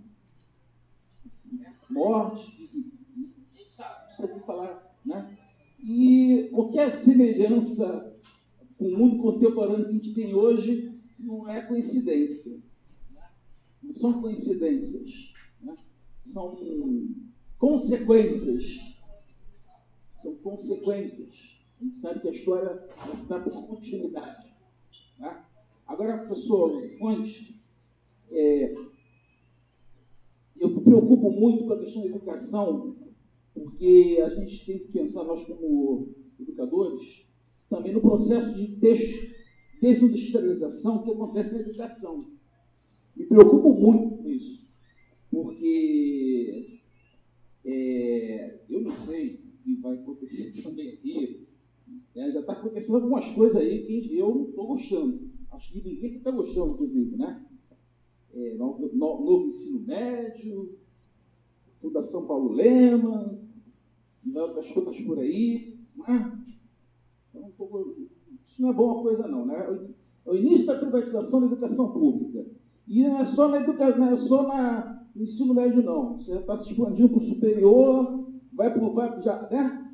O pessoal da CAPES também já sabe disso também. Né? Isso aí todo mundo já está sabendo. Todo mundo sabe, né? Então a gente tem que já estar abrindo o olho aí, né? Por favor, certo?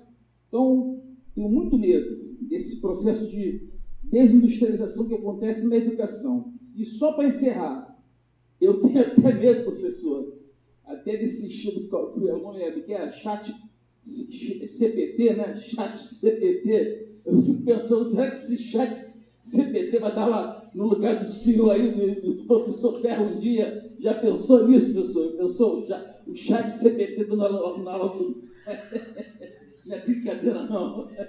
Obrigado, boa noite aí, tá?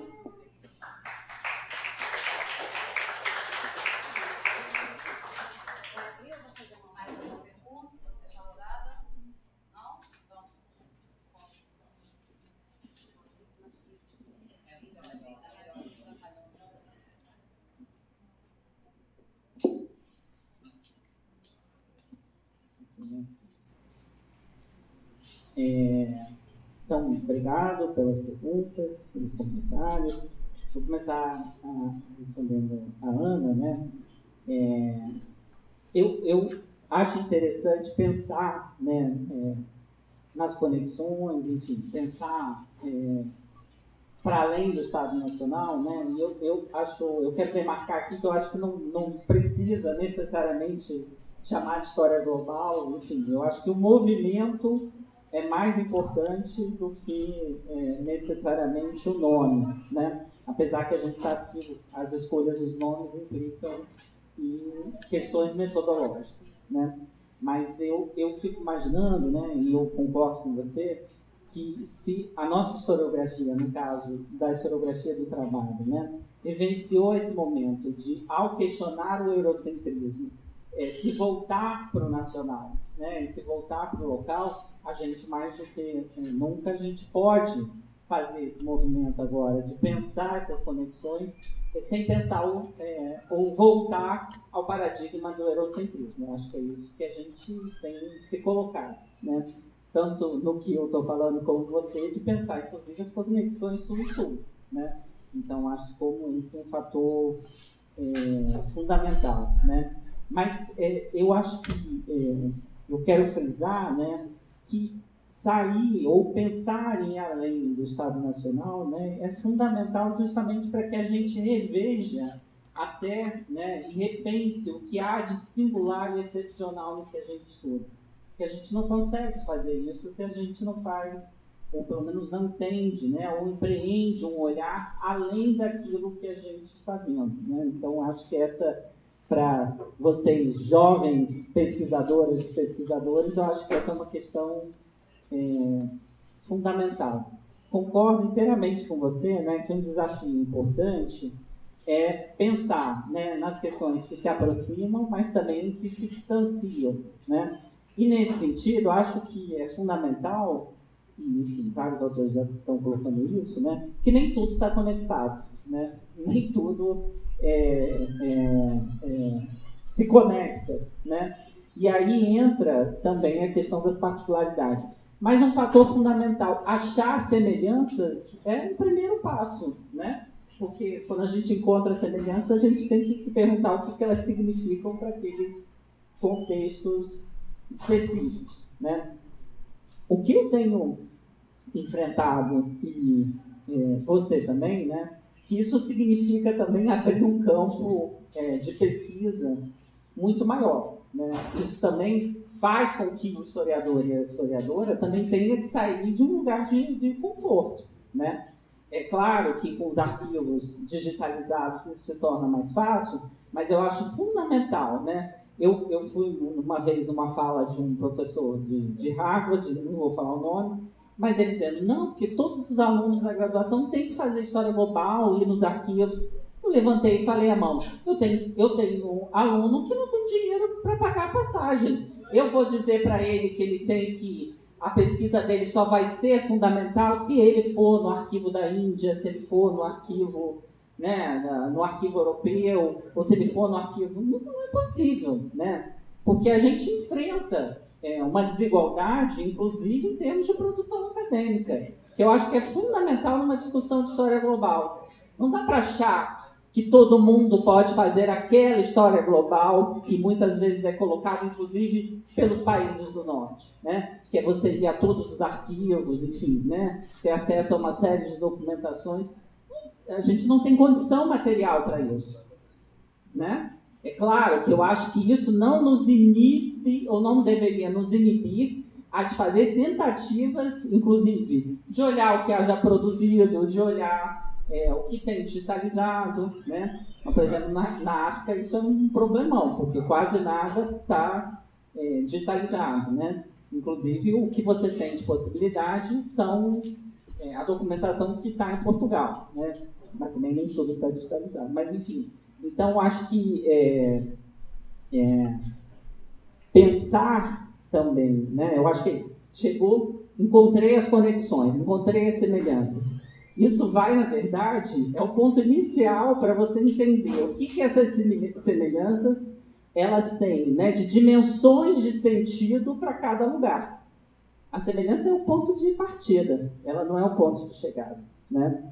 Então, só que isso necessita, né, faz com que o historiador tenha um esforço de pesquisa muito maior, né? Então, é importante dizer, e eu acho que é fundamental a gente pensar nas nossas condições materiais também, né? Fazer pesquisa em outros lugares, em outros países, demanda recurso. Num país que só desvaloriza, né? Que tem mostrado um histórico enorme de desvalorização. Se a gente pega, né, a diminuição no investimento no CNPq, na CAPES, é claro, estamos vivendo num momento melhor, né? Apesar do contingenciamento da CAPES hoje, não sei se vocês viram, de mais de 100 milhões, né? Mas, enfim, acreditamos que estamos, de fato, no momento melhor, né? Mas, então, eu acho que o desafio talvez seja esse, né? Se a gente encontra, né, o que é semelhante, como que a gente vai desvendar o universo de sentidos para cada lugar nessa semelhança? E aí os arquivos são fundamentais, né? Respondendo a Brenda, né, o que torna concreto essa possibilidade de pensar, e aí, nesse caso, além das comparações, né, as conexões, No meu caso, o caminho inicial foi a legislação. E, nesse sentido, pensar, além da legislação, os debates parlamentares, né? Então, não só os debates parlamentares, mas o que estava sendo escrito, por exemplo, no Império Português se produzia muitos opúsculos, no caso brasileiro, o debate na imprensa, enfim, né? Então, como essa foi uma entrada de perceber como nos debates em torno da legislação, não só na legislação em si, né, eles faziam referências constantes a outras experiências. Portugal em relação ao Brasil, Brasil em relação ao Portugal. No caso Portugal, como esses legisladores tinham uma experiência em termos de governança, de administração colonial, né? Então, ao falar de África, eles não estavam falando de uma África inventada, né? Estavam falando a partir da própria experiência, né? Vários deles não só eram proprietários, mas ocuparam cargos na administração colonial. Então, através do debate parlamentar, mas o debate também ocorrido na imprensa, foi onde eu tentei buscar essa rede de referências comuns, né, e de uma atribuição de sentido que muitas vezes se dava, inclusive, na conexão, né? Então, o debate parlamentar português ele vai se reforçar, né, através das referências aos casos, não só do Império Inglês, do Império Francês, mas do Brasil, né, e vice-versa. Então, eu acho que aí é possível perceber, né, não só um espaço de comparação, mas de influência mútua, que eu acho que é uma coisa que me tem chamado mais atenção, né? E por isso que eu citei o trabalho da Crislane, que eu acho que ela tem um ponto interessante, né, de não só perceber como que os saberes sobre o lidar, né, com o metal trazidos da África para o Brasil, mas como um caminho inverso também foi fundamental, né? E eu acho que essa talvez seja um ganho metodológico importante, né? Tive num debate recentemente, e aí era para discutir um pouco de história global do direito trabalhista. Enfim, já é um campo ainda mais específico. Mas é pensar não só como países do sul global, eles interpretam, né, eles transladam, né, eles vão ressignificar uma legislação, por exemplo, trabalhista que vem de fora, mas eu acho que é fundamental, e aí é um passo importante, pensar também como o caminho inverso é fundamental, né? Como lá também eles estão relendo, até porque estão testando muito no caso dos contextos coloniais, eles estão testando essa legislação nas suas colônias, né? Então, acho que nesse espaço, e aí a gente também conversa, Ana, de circulação de ideias, né? Também pensar no caminho não só da gente como reproduzindo, relendo, transladando, mas um caminho de uma influência mútua, não igual, né? Mas, enfim,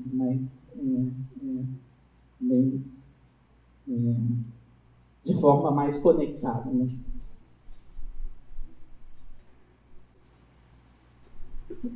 Bem, obrigado pelas questões, pelos comentários.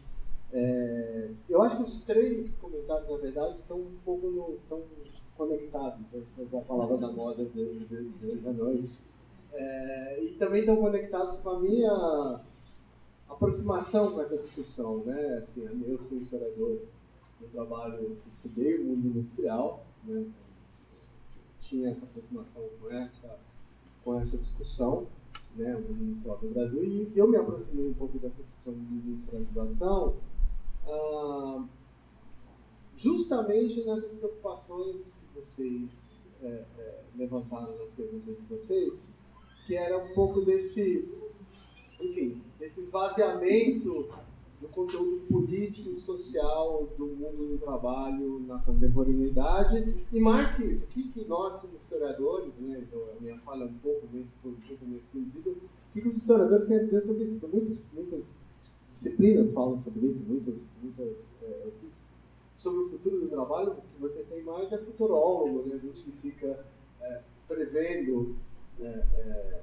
Então, particularmente o que os historiadores do trabalho teriam a dizer. Então, minha aproximação com essa discussão tem estado muito nesse universo. E me interessa muito pensar de maneira não... Porque aqui eu acho que não cabe a gente cair numa certa armadilha, num certo determinismo industrial ou desindustrial. Não estou dizendo que as coisas acontecem porque antes tinha fábrica e agora não tem.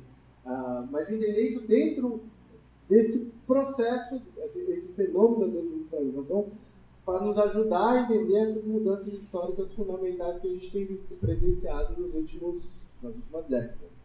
E eu acho que esse é um tema importante.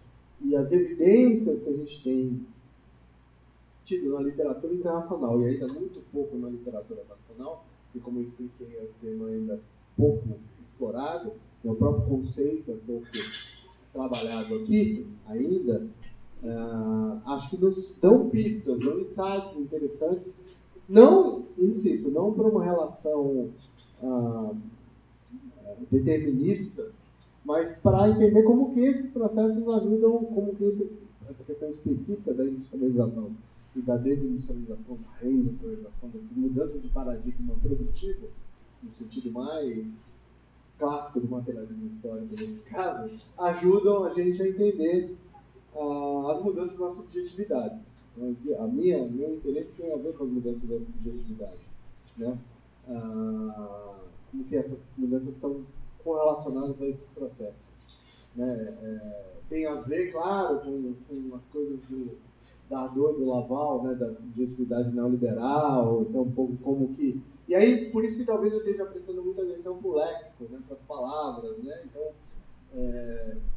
empreendedor carrega, né, obviamente, em oposição ao trabalhador, de certa forma, o desejo o que está embutido no desejo do empreendedor num grande sentido, um desejo libertador. Ninguém quer ter patrão, ninguém quer trabalhar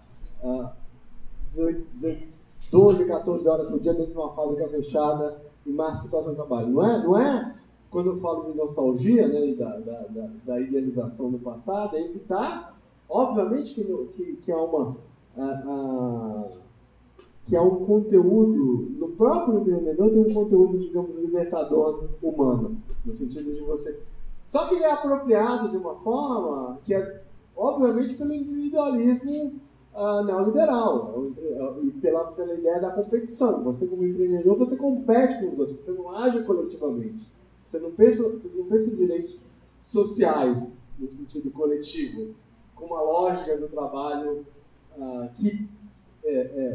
que moldou a democracia social. Esse que é o ponto. O estado de bem-estar social, o que a gente tem de democracia social, inclusive nesse país, o pouco que a gente conquistou no nosso país, teve a ver com a lógica do universo do trabalho. É ela que ajudou a organizar a ideia de coletivo e de social. A ideia do social está historicamente vinculada à ideia do trabalho. E se a gente perde isso, como temos perdido, está em xeque o próprio social, como tem estado, né? E como a gente acaba tendo esse casamento um tanto quanto esdrúxulo do discurso de extrema-direita com o discurso neoliberal, né? Que em países como o Brasil, e Estados Unidos, talvez, né, tem uma ressonância e talvez até uma diferença com o discurso europeu. Porque na Europa, a extrema-direita, historicamente, a extrema-direita contemporânea, ela não se coloca contra o estado de bem-estar social. O que ela define é as fronteiras do estado de bem-estar social na nacionalidade e na etnia. Então, os imigrantes não vão ter direito, velho. A Le Pen fala, não. Eu quero pensão, aposentadoria para todo mundo, não sei o quê, mas para os franceses.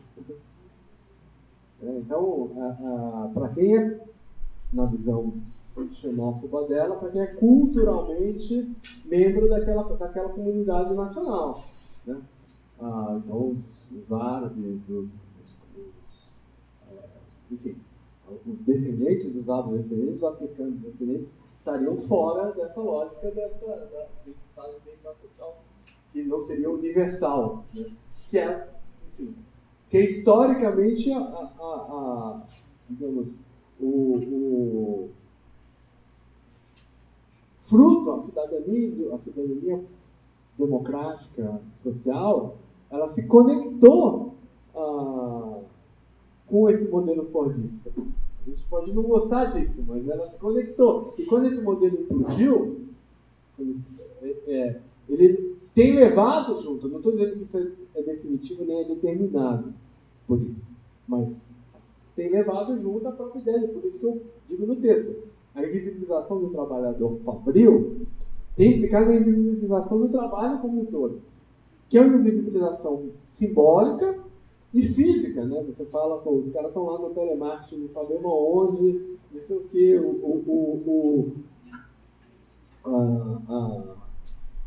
a atomização do entregador, que é um pequeno empreendedor, então essa maluquice toda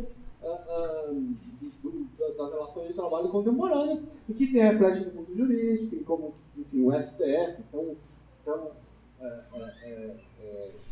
incensado por uma determinada defesa da democracia, isso é verdade, mas ao mesmo tempo é quem tem mais tirado direitos sociais e não reconhecimento do trabalho, por exemplo, desses setores precarizados.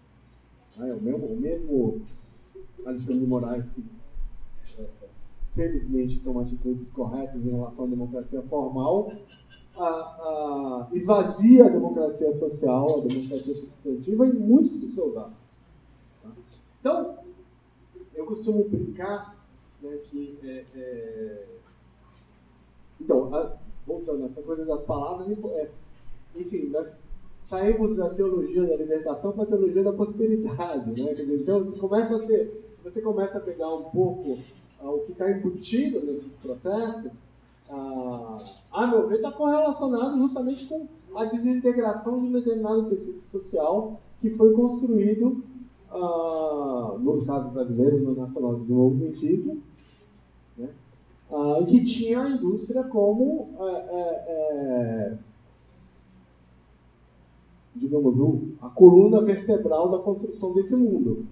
Duas coisas. Primeiro, não idealizar. Esse mundo era coberto de problemas, ele não era o universo que a gente quer voltar. Mesmo em relação ao mundo do trabalho. O mundo do trabalho marcado por relações hierárquicas entre os próprios trabalhadores, relações hierárquicas de gêneros entre os próprios trabalhadores, raciais. Não é um mundo... mas ele era um mundo que articulava um ideal universal de cidadania. E isso tem estado em risco. Tá? Mesmo ele sendo um mundo totalmente... não quero ter uma nostalgia nesse sentido. De que a gente quer voltar para o que era o trabalho. Primeiro porque não vai acontecer. Né? Primeiro porque não vai existir mais fábrica com a Volkswagen, que eu contei aqui que tinha 30 mil trabalhadores. A fábrica não vai existir mais. Né? Não existe hoje. Não significa que a gente possa reindustrializar o país. Está tendo toda uma discussão agora contemporânea, BNDES, governo federal, sobre reindustrialização, sobre cadeia produtiva. A pandemia tornou essa questão aguda, né? O Brasil era um país que não tinha produção de máscara. Ele tem que importar, não é só vacina, que é uma coisa que exige valor agregado alto, que a gente tinha que ter, não. Você tem que ter. Mas era máscara, uma coisa de valor agregado básico, a gente não tinha, tem que importar. As cadeias produtivas disso foram desarticuladas. Então, no caso brasileiro, isso é particularmente doloroso. E aqui não é um elogio ainda, a indústria era poluidora, ela tem um monte de consequências. Mas ter uma cadeia produtiva industrial completa tem a ver, em grande medida, com soberania nacional e com possibilidade de ação no cenário internacional. A perda disso, obviamente, que implica numa decadência, digamos assim, do ponto de vista do projeto nacional. Nesse sentido. Claro que é possível, eu acho que é possível, não sei, não sou economista, não sou engenheiro de produção, mas assim, o que se tem discutido é que é possível ter processo de reindustrialização que, enfim, sejam ambientalmente mais adequados, que possam ser, não sei, um debate, é um dos debates que me parecem mais desafiadores do nosso tempo, né?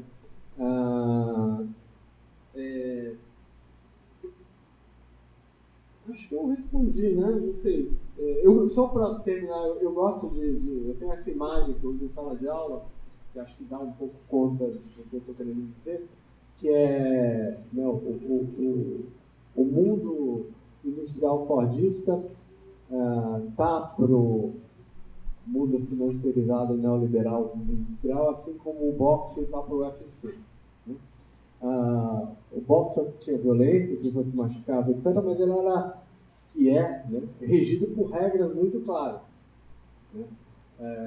Então a violência ela era regrada, e é regrada no esporte. O boxe por uma determinada série de valores, não é à toa que o boxe. Eu gosto da comparação porque o boxe era um esporte muito popular para a classe trabalhadora fordista, assim como o UFC é um esporte muito popular para o mundo dos precarizados. No UFC vale tudo. Né? Bater até tirar o sangue. Né? Tirar o sangue máximo é o que dá prazer para quem está assistindo. Né? Então eu acho que é uma metáfora boa assim, de comparação entre esses dois mundos. A gente tá falando assim, não significa que o boxe em um mundo fabril fordista era legal, muito bom, mas ele estipulava limites que eu gosto de boxe, né? Então eu não gosto de UFC. Então também a metáfora deve ser lida também pelo gosto do autor. Aqui. Obrigado.